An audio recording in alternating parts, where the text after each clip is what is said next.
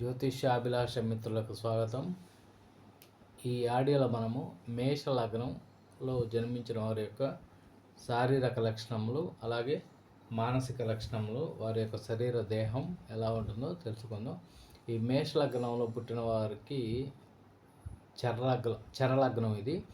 అలాగే అగ్నితత్వపు లక్షణాలు ఎక్కువగా ఉంటాయి రాశి అన్నమాట ఇది.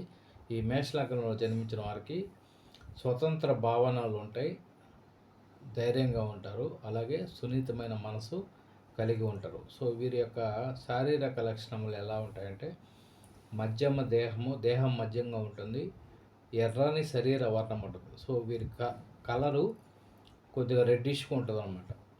అలాగే తీక్షణమైన దృష్టి, పొడవైన ముఖము, అలాగే వెడలపైన నుదురు, చిన్ని గడ్డము, రాగి రంగు ఉంగరాల జుట్టు, తలపై లేదా కణతలపై పుట్టుమచ్చలు కూడా ఉంటాయన్నమాట వీళ్ళకి. అలాగే కళ్ళు వచ్చేసి గుండ్రని కళ్ళు ఉంటాయి.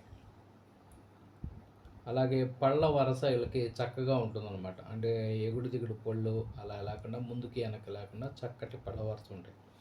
సో వీరి సాధారణ లక్షణములు ఎలా ఉంటాయంటే మేష లగ్నంలో జన్మించిన వారికి శాస్త్రీయ దృష్టి, సాహసము, వీరు చక్కని ప్రణాళికలతో ఏ పనైనా కానీ చక్కగా పూర్తి చేయగలుగుతారు అనమాట. అంటే టెన్షన్ పడి గందరగోళం చేసి కన్ఫ్యూజన్ గురవ్వకుండా చక్కగా ప్రణాళిక వేసుకొని నీట్గా నిదానంగా చేస్తారు. ఇతరుల ఆధిపత్యాన్ని ఒప్పుకోరు. వేరే వాళ్ళు ఎవరైనా ఆధిపత్యం వీళ్ళకి నువ్వు ఇలా చేయి అలా చేయి అంటే వీళ్ళకి నచ్చదు అనమాట. వీళ్ళని రూల్ చేయడం వీళ్ళు ఒప్పుకోలేరు. వీరికి కోపం ఎక్కువగా ఉంటుంది, తీవ్ర ఉద్రేకం కలిగి ఉంటారు. కోపంలో వీరు తీసుకున్న నిర్ణయాలు కూడా ఒక్కోసారి వీరికి చెడ్డ పేరు తీసుకొచ్చే అవకాశాలు ఎక్కువగా ఉంటాయి అన్నమాట. అలాగే వీరు స్థిర బుద్ధి కలిగి నిజాయితీగా ఉంటారు. వీరి దేహం ఉష్ణ స్వభావం కలిగి ఉంటుంది. సో వీళ్ళకి మామూలుగానే టెంపరేచర్గా, అంటే వీళ్ళ బాడీ అనేది మనము బాగా చలికి వణికే టైంలో కూడా వీళ్ళకి చెమటలు పోస్తూ ఉంటాయి అన్నమాట.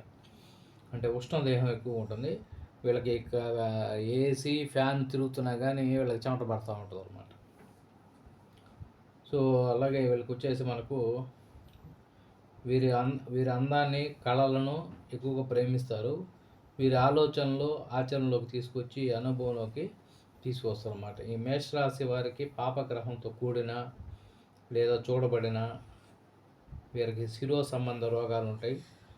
హెడేక్, మైగ్రేన్ లాంటి డిసీజెస్ వస్తూ ఉంటాయి అన్నమాట ఈ మేష లగ్నంలో పాపగ్రహాలు కానీ ఉంటే.